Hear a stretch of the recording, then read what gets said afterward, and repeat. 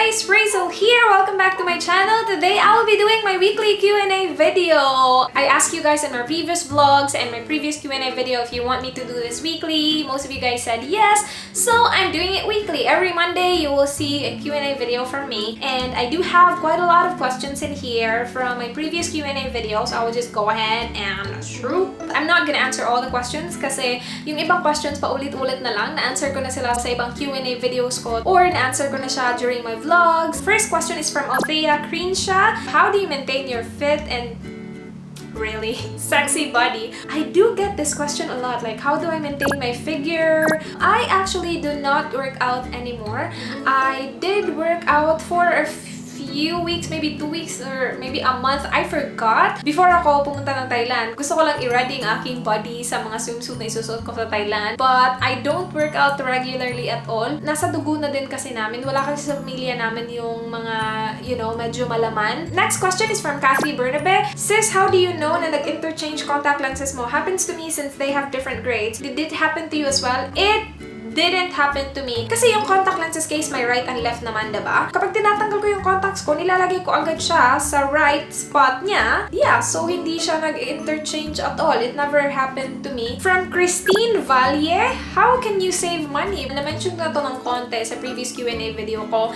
Know your priorities in life. Huwag kang gasta ng gasta. Do not spend more than your means. Ako, I'm such a big saver person. I can say, like, I always make sure na meron talaga akong, kasi I cannot imagine myself na walang pera. I just cannot imagine myself, guys. I do not depend on anybody. Ako lang talaga. Especially kapag bata ka pa, wala ka pang sariling income, just make sure na nagsisave ka. When I was in college and in high school, though wala akong sariling income because obviously, I was studying. Binibigyan ako ni mama ng allowance. I do save my own money para makabili ako ng sarili kong damit. So, ever since, hindi ako humingi sa mama ko ng kung ano-ano lang. From Faye Gizmundo, hi sis, ano source of income you as of now? Do you have business? Do you pay all the bills at home? I do not have a business. It was my plan before na mag-business, kaya lang life happens and hindi siya natuloy. Yung source of income ko, na-mention ko na to, I'm so not comfortable talking about this. But my savings lang, guys. Yun lang talaga yung source of income ko as of now. I do not pay all the bills at home. My goodness, I cannot pay all the bills at home. Hindi nyo alam. Ang laki ng bill namin sa tubig. Ang laki ng bill namin sa kuryente. I cannot pay that. I do pay the internet though. Yun lang yung binabayaran ko dito sa bahay, yung internet lang. And tuition ni Marlon, yun yung binabayaran ko. From Joyly Baby, celebrity crush, yes, he is my celebrity crush. From Sarah Jane Rodulfo, hi Miss Rhaze, I just want to ask if you've experienced discrimination while working in Cayman. What age did you start doing your makeup? I started wearing makeup when I was 21. Nagtatrabaho na ako sa call center. Not really like eyeshadow makeup, like brows and lipstick, yun lang. Have I experienced discrimination while working in Cayman? No, not really. Yeah, it was fine. No discrimination at all. From Patricia Bacayo, silosa ka bang girlfriend lalo na at malayo sa Mr. Bear? By the way, nakakatuwa ka kasi very confident ka sa mga vlogs, like wala kang makeup at all. Di nakapag-suklay ganun, tsaka unlike other girls, nagpapaputi talaga, ikaw happy ka na sa skin color mo. I am happy with my skin color, though I use yung mga sabon na may mga gluta-gluta, pero hindi ko na-expect na mag-work sila sa akin kasi they never worked on me. Pero yeah, okay naman ako sa skin color ko. Okay naman yung skin color ko.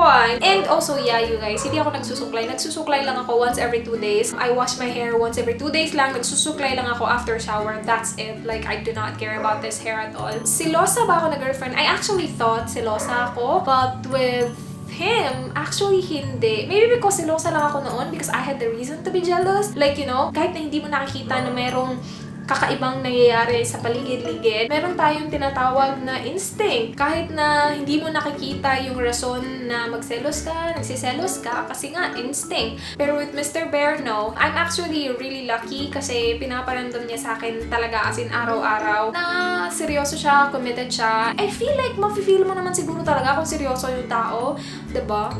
Well, that's my opinion. From Feline Inavi, this is Bisaya, you guys. Lahi na imong house, gistayhan karon. Lahi naman good imo room. Saka to green ang wall before and dili restrict imo parents in terms sa imong mga laag outside the country. So she's basically asking me if I'm living in a different house right now since I don't have the same, like, kasi noon yung room ko green. Nandun pa rin yung old room ko, you guys. Ito kasi yung parang pangalawang bahay namin, pero connected lang sila. Pangalawang bahay pero connected. Parang nandito yung old house namin. This is our new house. house. They're connected. It's basically the same house, just that nasa kabilang bahay sila. Yung tinatawag kong kabilang bahay sa vlogs ko, yun yung old bahay namin. Literally connected. Like, magkadikit lang talaga silang dalawa. And also, her second question is if hindi ba strict yung parents ko sa mga travel ko outside the country.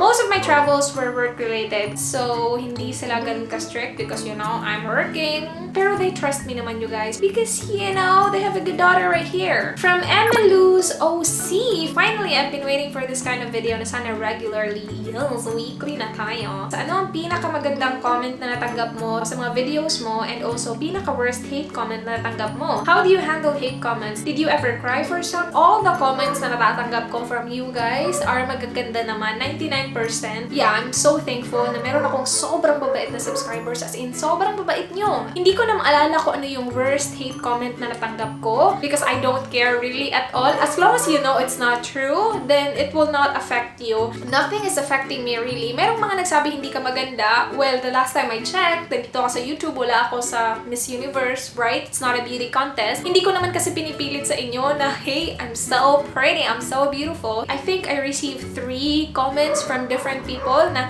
hindi ako maganda, which is fine. It's your opinion. What bothers me is, like, if you have an opinion and you know it's a negative opinion, you don't have to voice it out all the time. It's rude, though sa akin okay lang. Like, you can call me pangit, I don't really care. In general, if you have a negative opinion and you yourself know it's negative, keep it for yourself! I am a really emotional person, you guys. Konting kibot lang ng kahit na ano napapaiyak ako ng sobra. But hate comment, never ako napaiyak sa hate comment. Napaiyak ako ng mga supporters ko though. Kasi one time merong negative comment akong na-receive sa isa sa mga videos ko. It was one of my red days and napa-respond ako sa kanya. I usually do not respond. But sometimes I feel like someone needs to know my opinion as well. So napa-reply ako sa comment na yun. I posted it on my page and some of you guys messaged me privately telling me na you support me and all that stuff. That made me cry. For someone to spend time to message me and tell me na it's gonna be okay, na wag mo nang pansinin yung taong yun, means so much to me. You guys are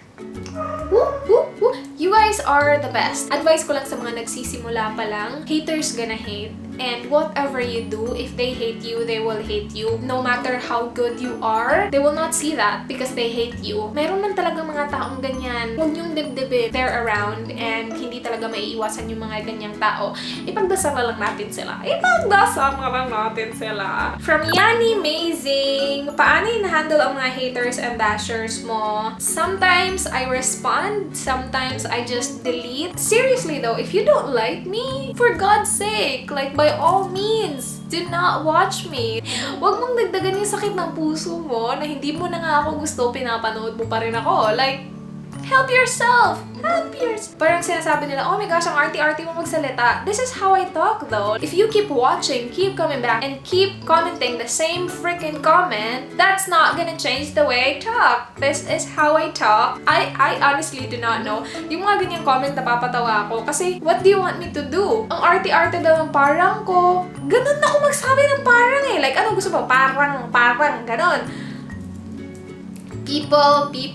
From Junjun Nakabanti, Name 5 Holy Grail SG Cosmetics. I do not use SG Authentic makeup, you guys. I only do it because of the non-stop requests from my viewers. Personally, I do not use SG Authentic makeup, so I cannot answer your question. From Dayanji, pag my grade po ba yung contact lens mahal? I don't think so. Maybe medyo mahal siya, pero hindi ganun like overly mahal. Except if you have astigmatism. Yung mga contact lenses na may astigmatism, mahal yun. Pero yung regular na grade lang, I don't think it's mahal. And that was the last question, you guys. If you have a question and you want me to feature it on my next Q&A video, please leave it below with the hashtag askrhaze and I will do my best to answer it. Again, I'm not gonna answer everything. If na-answer ko na siya sa previous video ko, I'm not gonna keep answering it because, yeah, you know? So yeah, that's basically it for this video. I hope you guys enjoyed. Please do like the video if you enjoyed watching. Subscribe if you're not yet already. I hope to see you in my next one. Do not forget to goodbye. Hyper.